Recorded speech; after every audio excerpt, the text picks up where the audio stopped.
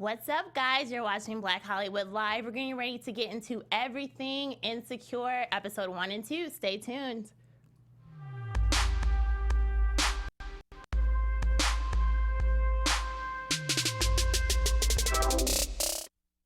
Hey guys, what's up? My man is your man, hurt is her man too. This is the perfect song. It is. Right? Very fitting, very fitting. It is. I think it, perfectly encompasses what Tasha and Lawrence are going on. Oh, for sure. yeah, definitely.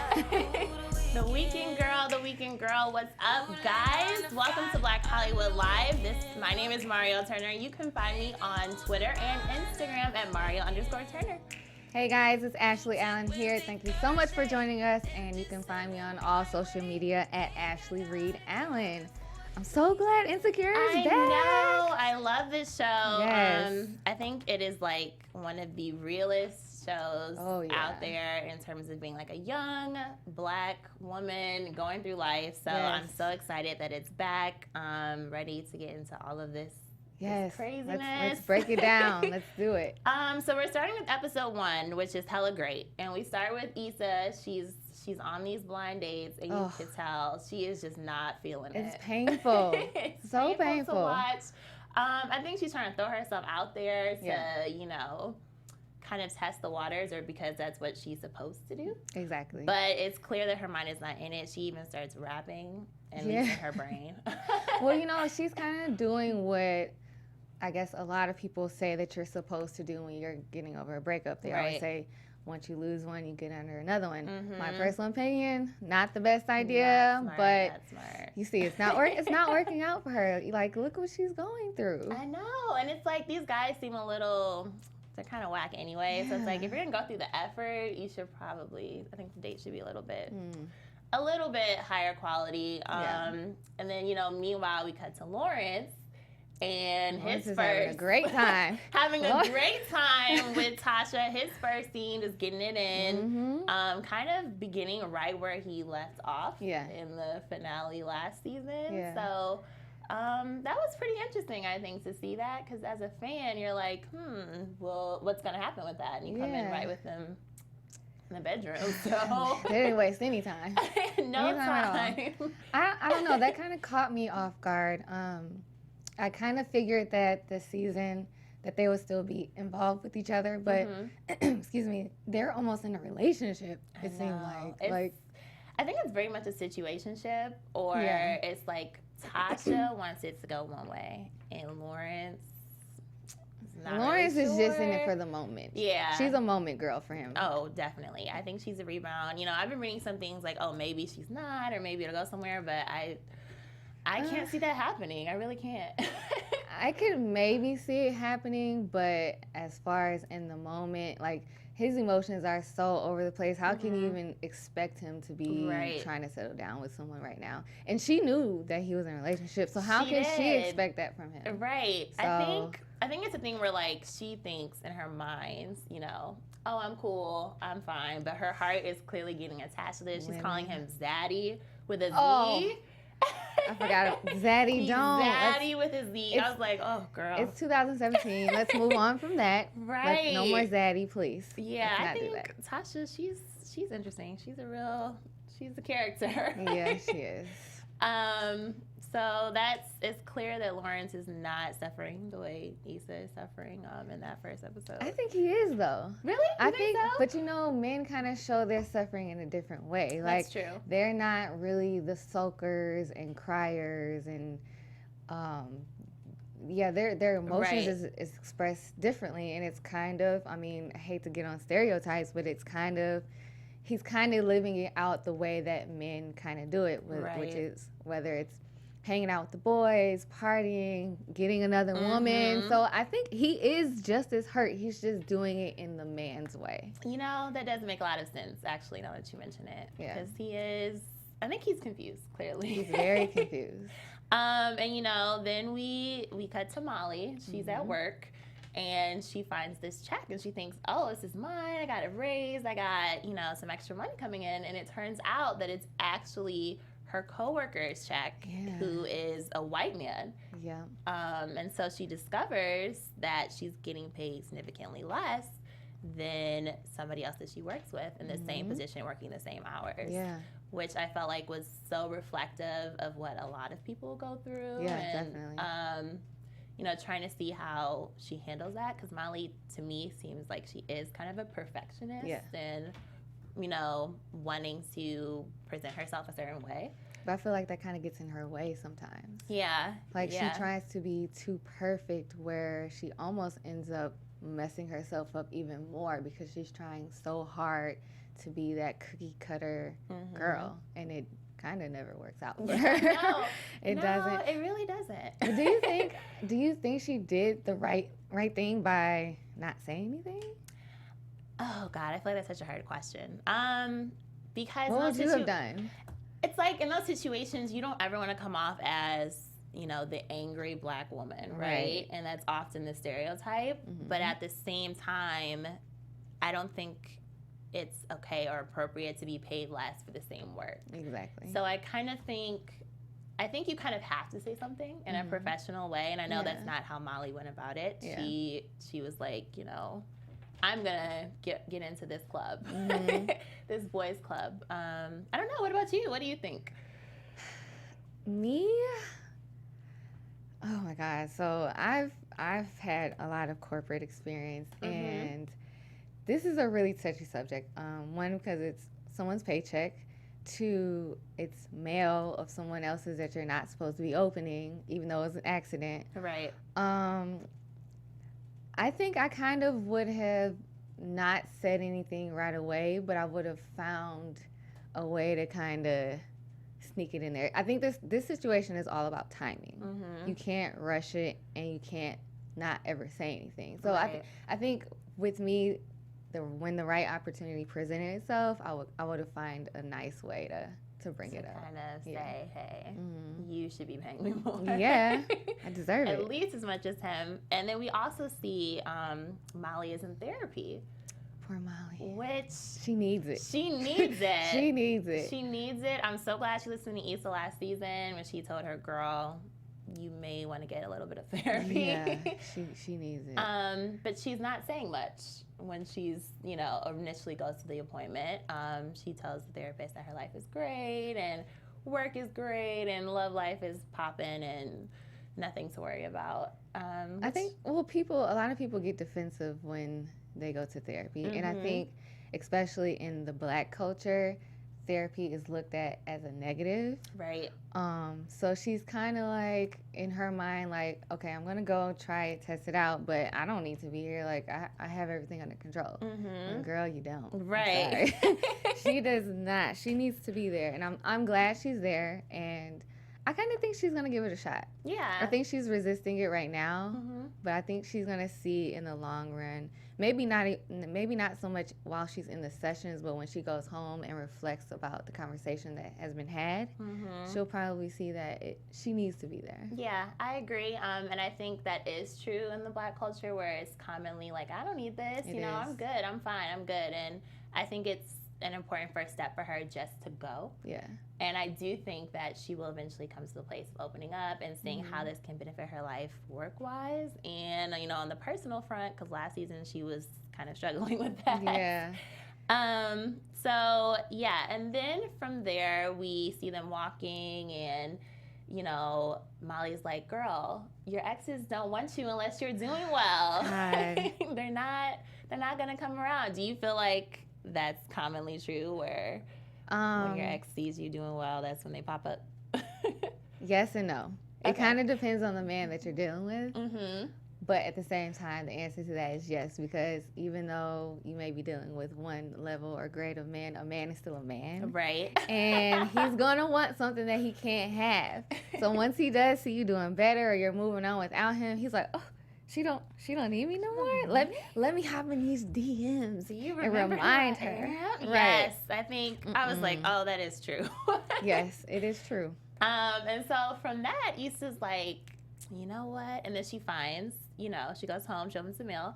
She finds this jury duty notice for Lawrence. Jury duty. Jury duty booty. And she's like, oh, this is the perfect way to kind of, for me to see him again and he can realize that I'm still the love of his life. Yeah. Which, Issa girl. No. She really is. I think she really gets caught up in the dream world sometimes. She's desperate. She's so desperate. She's not thinking rationally. She's thinking with all emotions. Yes. And not only that, but I just feel like, especially when it comes to relationships, you have to be careful about taking other people's advice to heart. Like, listen to their advice, pull from it what you want, from what you need, but you don't have to do what they say. And I think that's another issue that Issa needs to confront, is she needs to listen to her instincts instead of always kind of like doing what Molly said. Right. Molly and her other friends. And I also think she has to remember, she wasn't happy last season when she was with Lawrence. Yep. He was sitting on the couch. She was like frustrated. He forgot her birthday. And I think she's like getting so caught up in winning him back that she's not remembering why. Right. Why she cheated. Exactly. Why she cheated, yeah. But she's like, you know what? I'm going to be my best self. I'm going to be so poppin'. So she invites Lawrence to come to this wine-up party that she's hosting at her apartment. And that party goes from very chill to classy to like crazy, crip walking, fire. The blood come through. It's a lot going on. And with all of that, Lawrence just doesn't even show up. Poor Issa. I didn't think he was going to show up anyway. Yeah. And I felt even though I think she knew deep down inside he wasn't going to show up, I felt so bad for her. Like, you could really tell, like, she was really trying and hoping so hard that he would show up, but he didn't. It's kind of sad to see, see her like get her hopes up, just hoping he'll walk through the door and he's like, no, I'm good, because he actually decided to take Tasha out on a date. He was getting some slack from his boys, like, oh, you only see her on the weekend, weekend girl, Friday through Sunday. So instead of going to see Issa like he said he would, he takes out Tasha. And I really think Issa I feel like that party should have been a moment for her. When that fire happened and Lawrence wasn't there and there were bloods in her apartment, she should have just been like, okay, what am I doing? Like, but you know what? I'm not even going to lie. That party looked like it was a lot of fun. It did. The party was the fun. And that one blood, I can't remember his name, but when the lady busts in the apartment, she's like, you guys need to be quiet. I have kids. He was like, I got kids too. Turn up. I'm like, oh, Lord. I was dying. I kind of need to be at that party. Right. That was a lot of fun. Turn up. And on a Thursday is what they said. I was like, okay, you be lit on a Thursday. But yeah, I just think that, I don't know, I kind of feel like Lawrence and Tasha he's moving too fast with her. Like I said, they're going on dates. Like, he's basically at her house all the time. He needs to slow down and deal with his emotions instead of trying to bury them in her. Yeah, I think. Literally and figuratively. Yes. With the emotions, physical. I mean, he's definitely using Tasha. Like, I don't think he has. I think he likes her as a person, but I don't think she's clearly invested emotionally, and he clearly is not. Yeah. And I think he's trying to force it because he wants to be seen as the good guy, or see like, oh, I don't care about Issa, she cheated on me, I'm good. But it's clear that those feelings are still kind of there, which we see when Lawrence does the pop-up out of the blue, which I'm like, oh, you can't just pop up at the apartment. Like, that was so disrespectful. It was so disrespectful. And it's like, okay, if you're going to see your ex, you want to be prepared. Like, you want to be cute. That's why she went through all those outfits for the party. Yeah. And then you're just going to come up to my apartment. Unannounced, without texting, calling, And you can see, like, the range of emotions that she went through. Like, while he's knocking on the door, like, she's walking back and forth. Oh, my gosh, she's in her underwear, a T-shirt. Like, it's like, oh, my God, do you open? Do you not? If that was me, I don't think I would have opened the door. Yeah, me neither. I would have been like, no, you can't just pop up in my house. Yeah, like, that's you so can't do that. You can't. Like, no. But I mean, she does love him. She does. You're weak right now. She's vulnerable. Probably gonna open the door. And I think she feels like this might be the only chance I have to see him. Yeah, because all the other times he turned her down. Right. So here he is. So she's like, okay, let me take advantage of this opportunity. She opens the door. He's like, kind of cold. Yeah. Which kind of irritated me. Like, I understand you're still mad, but, like, you just popped up here. Exactly. And didn't tell me anything. So I'm going to need you to get your attitude together, please. Immediately. So he comes in, he gets his mail, and then all of a sudden he has something in the bathroom. And that's when I was like, okay, really? Lawrence, really? You have something in the bathroom? Right. I think Issa should have known then what was going to happen, like what his motives were. But she wanted it to happen, though. Oh, yeah. She wanted, so she's like, whatever. Yeah. She's like, okay, you got something in the bathroom? Come get it. Go ahead. But I still don't think she fully knew that he was going to make that move until... I don't think either one of them did. Yeah. I think it was just like that sexual tension was in the air. And they both just kind of fell for it. Yeah. And it was, I mean, when I first saw it, I was low-key shocked because I was not expecting them to hook up so soon in the season. I thought it was going to be, if they did have sex, it'd be like gradual. Right. They didn't waste no time. No time at all. Like, it went from, we haven't talked in months to we're getting it in on the couch like that. Yeah, which I was also a little like, really, Lawrence, you're just gonna do 3 pumps and get out of there? Like, what is this? Come on, like, what is this? It wasn't even worth it. It was not. It was not worth it. I'm sorry. It wasn't. Sorry, Jay, but yeah, that really bothered me. It's like, you, like I said, I understand that he's hurt, but you, like, disrespect, I don't want to say disrespect, but you're like giving her the cold shoulder and you just gonna come in and smash and dash, and dash. It was really, it was cold. He smashed, kissed her on the forehead, and said, I gotta go. Three words, I gotta go. That's it. Like, so you're just gonna leave me here? And I feel like, I think at the end you saw that smirk with Issa. I think she felt like, oh, maybe this is his She had hope. She had the high hope, like, oh, maybe he clearly still not over it, maybe. No. Which, you know, that's straight where we go for episode 2. Hella questions. I got hella questions. Wait, let me make a public service announcement. Ladies, please don't fall into that trap. Yes. Please don't smash and dash. It doesn't mean that there's hope. Like, no. Let's let the emotions settle. Exactly. And move forward accordingly. Got that? It gets messy, y'all. Don't do it. Don't do that. Don't do it. Please. Okay, back to season 2. I'm sorry, I just had to get that out. Okay, so now we're on episode 2, Hella Questions, and it starts basically, and I think everybody has had this kind of conversation with their friend. Like, okay, so we hooked up. I don't know what this means. What's happening? And Molly's like, okay, so was this like a fuck you fuck? Was this a we're getting back together? And Issa's like, I don't know. I know what she was hoping, but what she was hoping is not what it was. No, not at all what it was. And just to be in that great uncertainty, it's like, girl, don't do that to yourself. Don't do that. And I also think it was more obvious what kind of sex that was. Yeah. And I think she's in denial about it a little bit. She's definitely in denial. Huge denial. Because, again, she's thinking with her emotions. Right. And he was too at the very moment, but as soon as he left, and it it's was over. Like, he hasn't hit her up. He hasn't texted her about it. He hasn't called her about it. I mean, it's obvious. If that was a rekindling, he would have been like, hey, are you good at least? Yeah. Like, well, he wouldn't have left. He wouldn't have left like that. Right. He would have at least spoons her like something. But you know, Issa's keeping hope alive, which kind of gets crushed a little bit later on when you see Issa with her girlfriends and they're all at this party at the museum and they're talking, and she's like, yeah, me and Lawrence talked. And she doesn't tell her other friends that he smashed, which, I mean, I can understand. I wouldn't have admitted to that. Nope.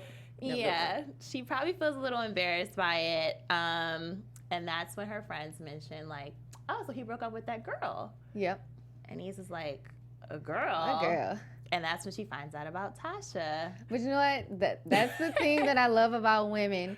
It took Molly 5 seconds to... And that is so real. Here she is. So real. Women, we are the best investigators. We find everything. The best. Like, ladies out there, I know y'all know, if your friend needs to, whatever it is, we'll find that thing. Like, we sure will.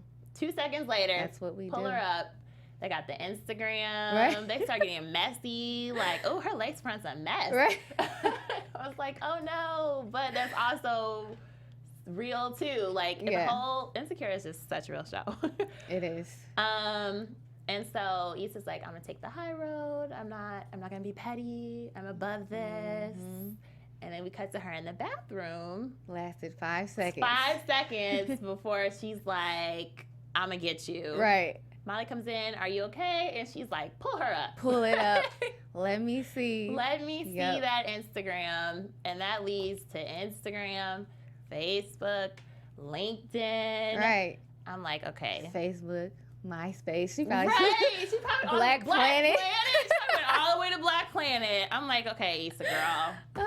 You're taking the stalking a little bit too far. But you know what? That's real. That it is.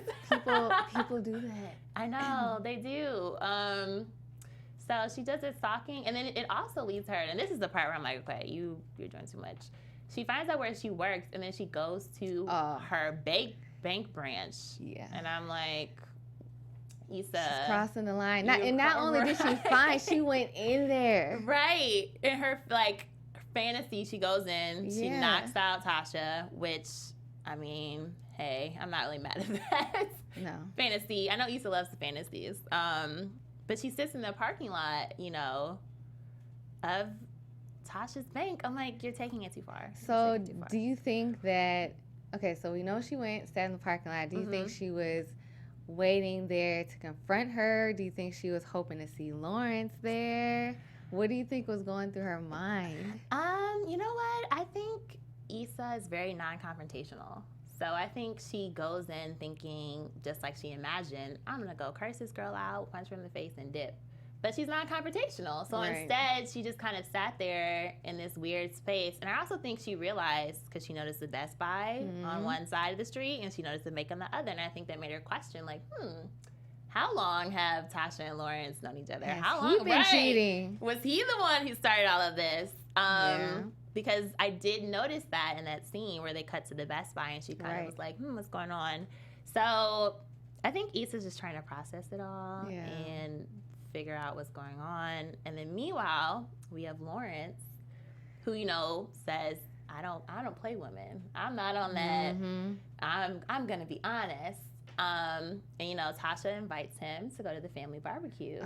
Okay, and that's where she was doing too much. Yeah. Like, okay, I get that you like him, you're feeling him, you guys are spending a lot of time together, but to invite to the family barbecue, like, that's a lot. That is for someone that's not even your boyfriend or your man. Like, no title, no nothing. For you to invite him after a few weeks of smashing. Yeah.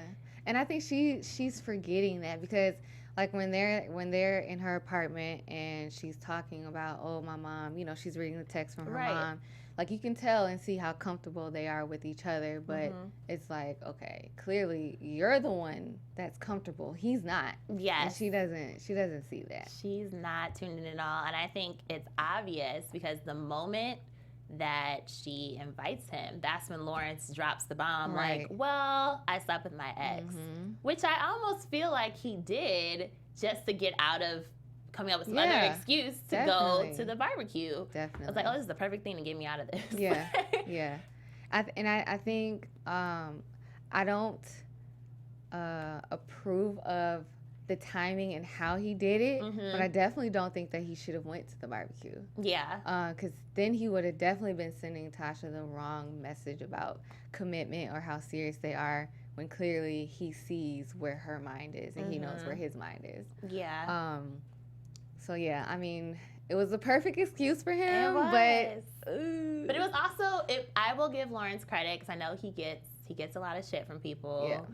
I give him credit for being honest, at least. I did too. And, you know, keeping her somewhat in the know of where he's at emotionally. Because if he's still smashing his ex, he's clearly not ready to be your boyfriend. And I think that was him kind of putting those vibes out. But then again, would he have done it if there was no family barbecue? And how long would he have held onto that secret to tell her? Yeah, that's a great question.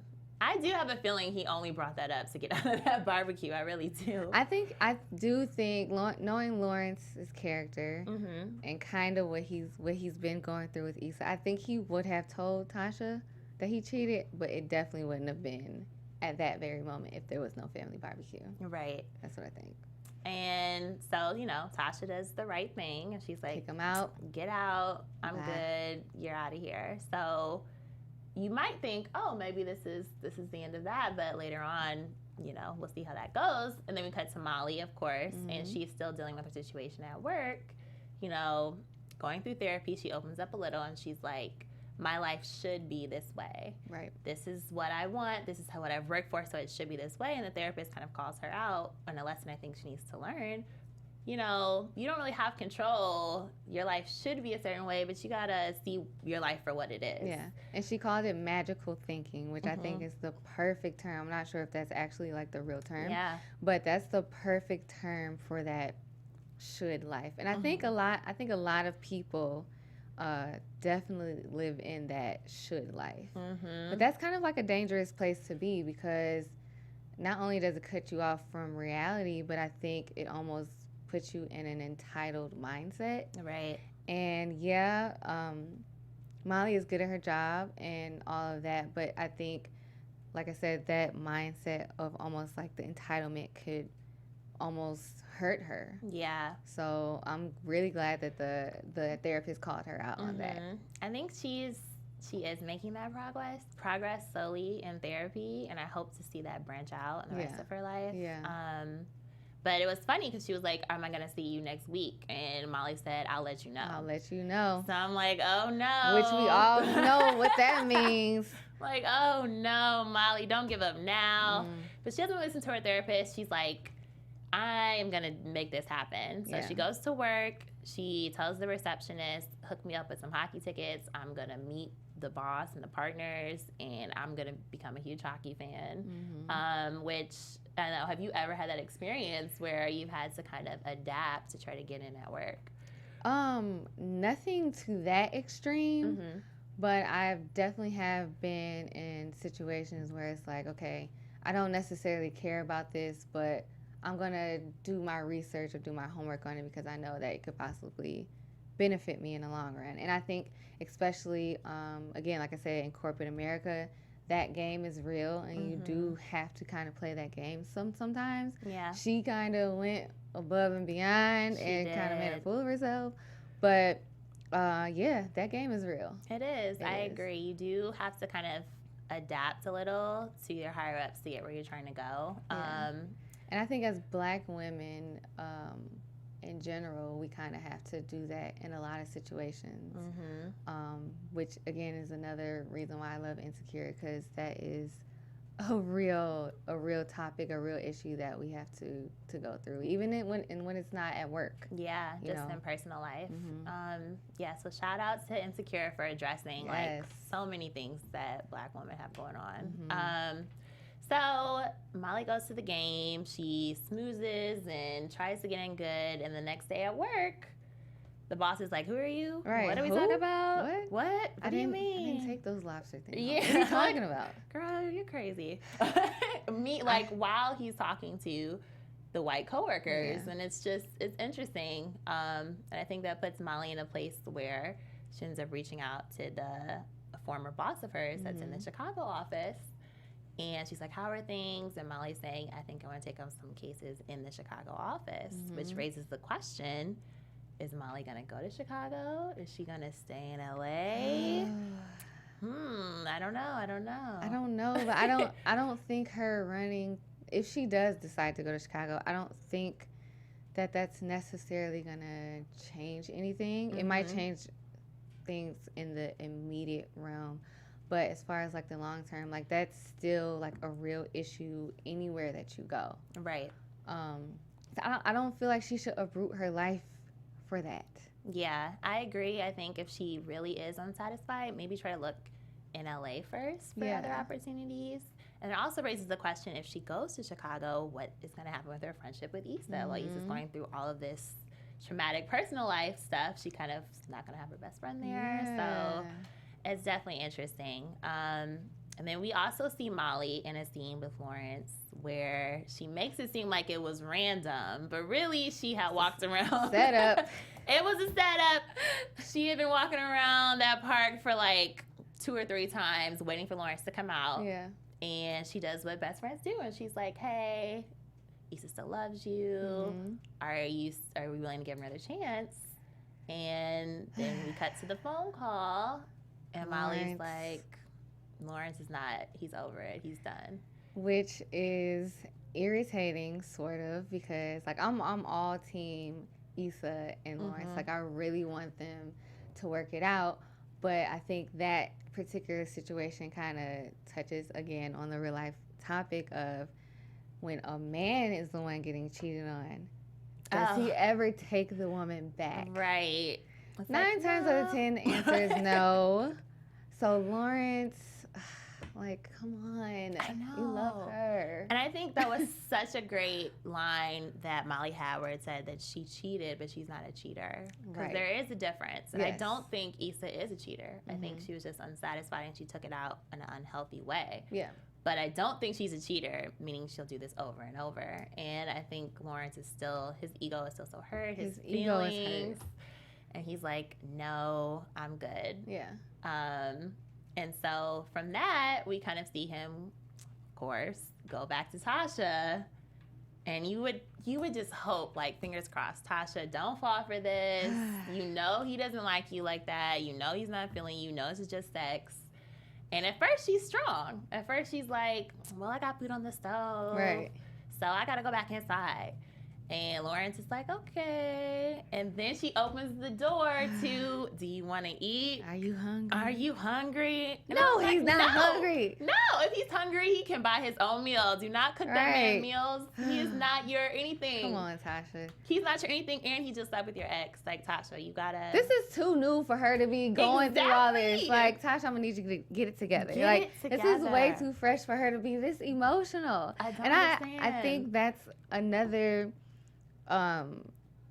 thing that people need to be careful about is when you're freshly dating someone, like, not to get so emotionally wrapped up so fast. And that's where, like, you have to take your time to get to know people, and when you involve sex too soon, this is what you get. Exactly. Like, she's all in. Like, I feel like if he's like, let's go to Brazil tomorrow to move, she's like, let's go.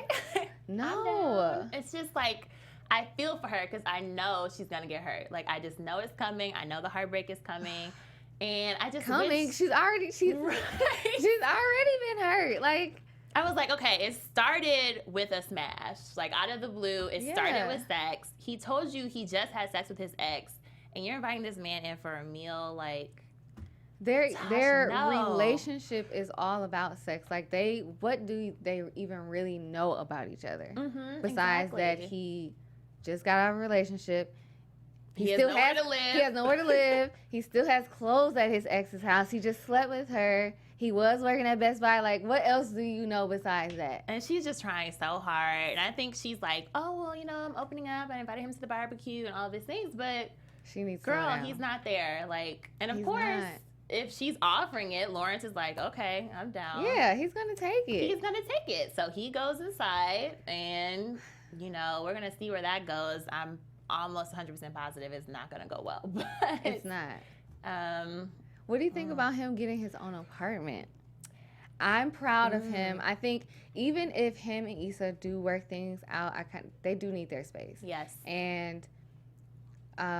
him moving back in with her is not an option. Him staying at his friend's house is not an option. I think the healthiest thing for him to do is to get his own apartment. Yeah. And I'm really glad that he's doing that. I think that's a great first step because you cannot stay on the blow-up mattress and Tasha's house on the weekends for the rest of your life. It's just not going to work. And I think that would give him the space to have a clearer head to see, do I really want to go take that route with Issa? And like you said, if they do get back together, I do think they would need that space. It shouldn't just be like, let's move back in and fall into the same things that were happening. Pattern. Right, the same pattern from last time. Because they haven't even really dealt with anything. No. They haven't dealt with anything. No. I think that's the major problem in the relationship, like with these characters, is there has been no communication. None. From the beginning of season 1 all the way up till now. It's like if they had just talked through what was going on, it wouldn't get to the point of Issa cheating and now they're having breakup.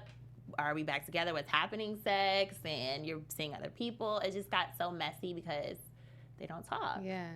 So. And then he randomly pops up at the apartment to get his stuff. Right. It's just like, oh gosh. It's like he needs to get all of his stuff one time. Like there shouldn't be multiple trips back and forth. No, it's opening a door that should probably stay closed. Yes. And I think Issa has an epiphany moment at the very end, like, hey, this really is over. She moves her clothes into the other side of the closet, and she hits up the Tinder app, and she's like, so are you gonna come through for sex or no? But why did she have to say that? Like, come on. I think she's starting her whole phase. I think she's, girl, we too old for that. Come on. That's what I'm saying. Like, she's 30. It's a little late. It's a little late for the whole phase. A lot. It's a lot late for that. But I mean, it's good that she's finally like, okay, this Lauren situation is not happening, so let me stop pining over that. Yeah. But I don't think the best thing is to just hop into the bed with another man, which is what Lawrence is doing. She's about to do what he's doing. Yeah. I don't know if that'll be the best for her. Good for getting out there. Is she going to be Molly part 2 this season? I think so. I do. I think she's going to be on that bed hopping, man hopping move. I think she is. I think that's just how she's going to handle it. Maybe not. Maybe she'll go a different route. But that's my feeling. What do you think? I think she thinks she can live the Molly lifestyle, but I don't think she'll go through with it. Yeah. I don't, especially because like when she cheated with Daniel, like she knew him. So that was kind of like a safe bubble, safe realm. But as far as her just meeting dudes on random dating websites and like actually sleeping with them, I don't think she's about that life. Yeah. I don't. Yeah, I'm leaning towards that too. We but will you see. never know. Like when you're hurt, you do stuff that you wouldn't normally do. You do lots of stupid stuff. So she might come through with that. We will see, and we will be here next week to talk about it. Episode 3 on Mondays. Thank you so much, guys, for tuning in. My name is Mariel Turner. You can find me on Twitter and Instagram at Mariel_Turner. And my name is Ashley Allen. You guys can follow me on all social media at Ashley Reed Allen. Thanks, guys. Thanks, guys. See you next week. From executives Kevin Undergaro, Dario Christie, Tiana Hobson, and the entire BHL staff, we would like to thank you for supporting Black Hollywood Live, the first online broadcast network dedicated to African American entertainment. For questions and comments, contact us. info@blackhollywoodlive.com. Like us on Facebook, tweet us, or Instagram us at BHL Online. And I am the official voice of Black Hollywood Live, Scipio, Instagram at KingXOBay. Thanks for tuning in. The views expressed here are those of the host only and do not necessarily reflect the views of BHL or its owners or principals.